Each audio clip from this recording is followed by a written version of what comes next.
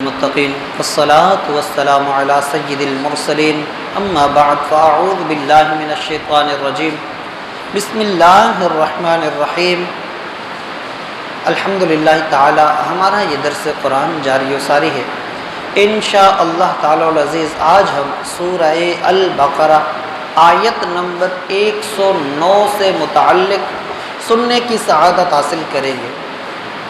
اس کا شان نزول کچھ اس طرح سے ہے کہ جنگ احد کے بعد جنگ احد اس میں مسلمانوں کو کچھ آزمائش آئی تھی اور مسلمانوں کو کچھ تکلیف اور نقصان برداشت کرنا پڑا تھا۔ اس کے بعد کچھ یہودیوں نے دو صحابہ کرام کو پکڑا، یعنی ملاقات ہوئی ان سے، حضرت عمار بن یاسر اور حضرت حذیفہ بن الیمان۔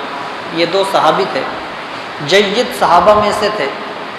کفار جو یہود تھے انہوں نے ان سے جب ملاقات کی تو ان کو کہنے لگے دیکھو تم لوگ سمجھدار ہو، عقل مند ہو، اگر تم لوگ ہوتے سچے، تمہارا دین ہوتا سچا تو احد میں تمہیں شکست کیوں ہوتی، احد میں تمہیں نقصان کیوں ہوتا؟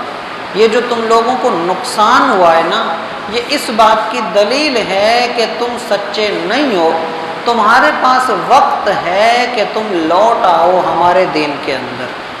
ان کو دین سے ہٹانے کی کوشش کی، ان کو دین سے ہٹانے کی بات کی تو حضرت عمار نے انکار کیا اور کہا کہ اے یہودیو تم ہمیں ایک بات بتاؤ، اگر کوئی بندہ وعدہ کرے اور پھر وعدہ خلافی کرے تو تم کیا کہتے ہو اسے؟